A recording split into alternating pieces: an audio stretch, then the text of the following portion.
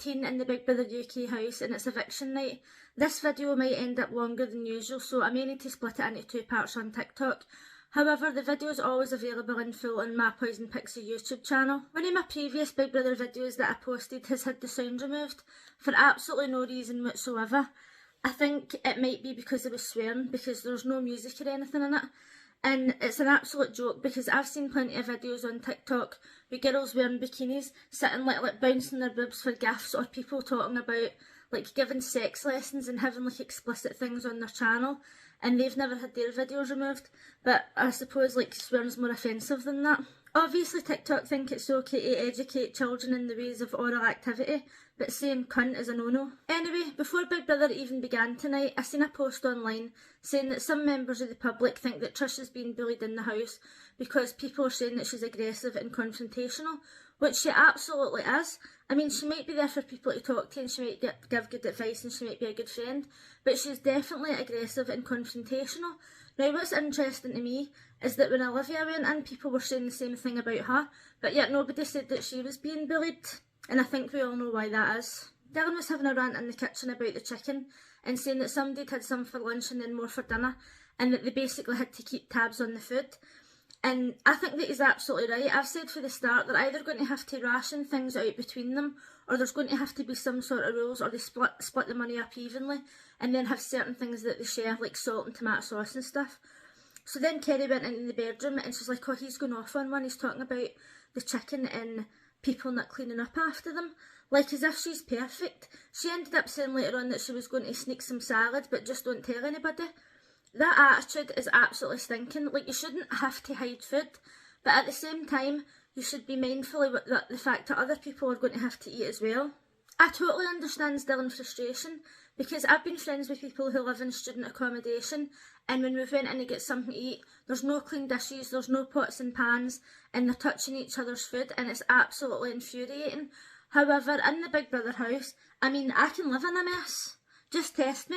I will sit and I will let the dirt build up until somebody else does something about it. And I would 100% happily just eat the rice, eat the porridge and wash my own plates after myself. And it would annoy other people before it would annoy me. Dylan went into the diary room and said that nobody's listening to him when it comes to food and dishes. Now, although I agree with him, the way he was saying it was as if he's in charge and everybody's got to do what he says. And I was just like, okay, Dad, people are not there to do what you tell them to do. They're there to do what Big Brother tells them to do. Now, if you want to sit down and have a house meeting about it and say, this is what I think should happen and this is why, then fair enough. But it seems to me as if he's just going in and saying, don't do this, don't do that. And like Paul said before, if you tell me to do something, I'm less likely to do it. And that is a condition, right? Even though what Dylan's saying is right, there's a way to go about it. Dylan was in the diary room telling Big Brother that he was in the house to show that amputees can do the same things as other people. And Will is 100% right. It's important to keep in mind that not all amputees can do the same things as other people. I can't do the same things as other people. Kerry's in that house and she's got MS. There's a lot of people in the world who've got MS that can't work and who wouldn't be able to go into the house. Everybody's situation is different. Like, if somebody's got chronic pain, it's totally different from somebody else. And there's a lot of negativity that comes about from people like in wheelchairs and mobility scooters.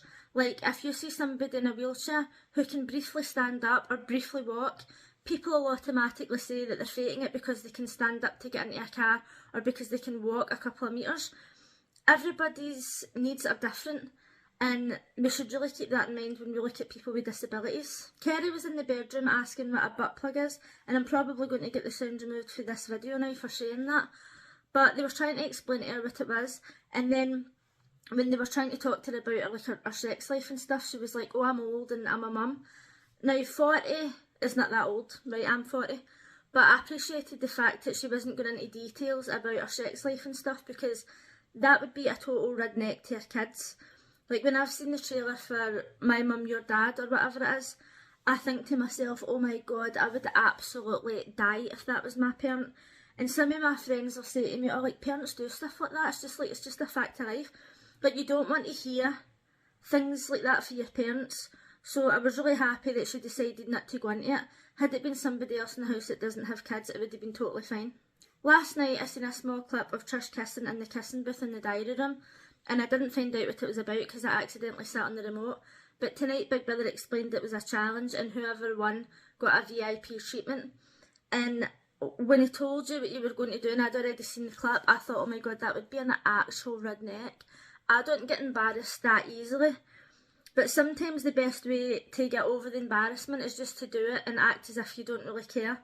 But obviously Jordan went in and he was just like, I'm having none of this. Olivia went in and I thought she gave a really good performance. I thought she might win. But what she was doing wasn't kissing. It was something, but it wasn't kissing. When Paul went in, he touched the screen as if he was like holding its face and then he spat on it. I was like, ugh, too far, pass, pass, pass. Then obviously took his top off because he loves to be naked and he was getting ready to take his trousers off. Now, even though I thought it was pretty minging, he gave it his all and at least he was having fun. Harry's performance was really good considering she's only had a 5-second kiss in real life, and she went in there with confidence, and Trish was just hilarious. She was like holding on to it, she's pulling off her wig and everything, and I actually thought that either Trish or Olivia would win. But Harry done a really good job, so I think that Paul and Harry did deserve to win.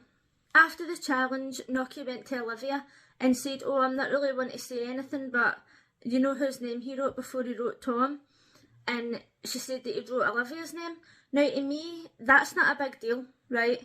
She confirmed that Paul had a girlfriend. I did say the other day that I thought he had a girlfriend, so I was wondering why him and Olivia were flirting. There's absolutely no problem with him voting for Olivia in a task. Noki was just sticking her nose in where it didn't belong, and she was just trying to cause problems. And so was Kerry. And Paul was even saying, oh, like, me and my girlfriend are really close and we've got friends of the opposite sex, which is absolutely acceptable. Like, in a relationship, I don't see there being anything wrong with having friends of the opposite sex. I feel like it all got blown out of proportion just because he was going to vote for Olivia. Like, Noki's need to grow up, and that's me actually sticking up for Paul. I can't even stand him. Then Chanel decided to stick her nose in, and she was away telling Paul what they'd been saying. And she was lying on the bed talking to Noki and that, like acting all innocent, like, oh, no, it's not a big deal, like he's not annoyed or whatever. But she deliberately did it to stir the pot. Like, it seemed quite vindictive to me. It was as if she was just trying to start a fight, even though she supposedly hates conflict. When Paul and Harry were in the VIP room, they got face masks, snacks and champagne. And they were in a room like a conservatory, like a glass room. And Harry was like, pop the bottle. Never pop a champagne bottle. Do you know how much effort it takes to make a bottle of champagne? I used to do hospitality management and we learned about the actual process of making champagne. It might have been Prosecco, right? But if it was champagne, like it's just a painstaking process. And normally when you pop it, it goes everywhere and it's an absolute waste of drink. And anyway, it could have ended up smashing a window or it could have bounced back and hit him in the face. Absolutely ridiculous. Trish was in the back garden talking to Jordan and Henry about immigration and how her and her family had to escape their country to come here. And it was quite interesting how at the beginning of the show Henry had even says to Yinrun that when he went into the house he had certain opinions about immigration and refugees and stuff, and how it was opening his eyes and he was starting to change his mind. So it's possible that when Trish and Yinrun are talking about these things that the public will also watch and maybe change their mind a wee bit. And this is slightly off topic, but where I live in Scotland, there's so many people here that say I'm Irish, even though they were born in Scotland and they've never even been to Ireland, but their family's Irish. So they're so proud about the fact that they're Irish. And when Irish first came here, they were literally treated like crap. Like there was signs on the windows and stuff saying, no dogs, no Irish, and stuff like that. Like people would spit on them and everything.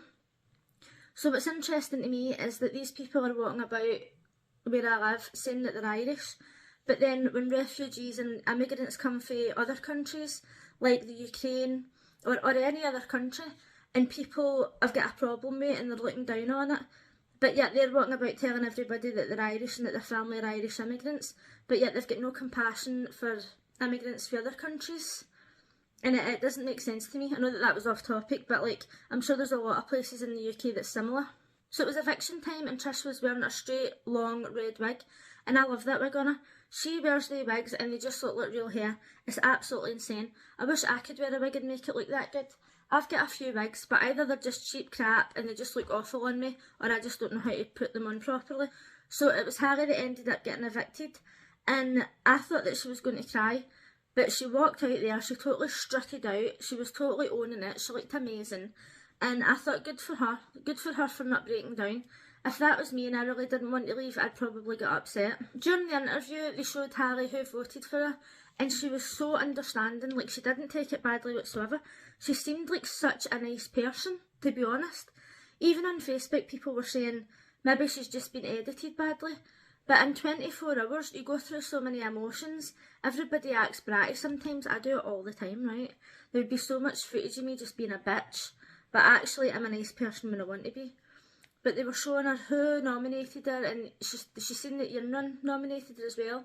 And when they asked her who she wanted to win, she said she wanted Yunrun to win because the goal was to get her flew back to China to see her mum and dad. And I think that after this Big Brother, there's going to be a lot of new GoFundMes popping up. Overall, not a bad episode. Let me know in the comments if you think the right person went and who you think will be up for nomination next week. And I'll see you again on Sunday.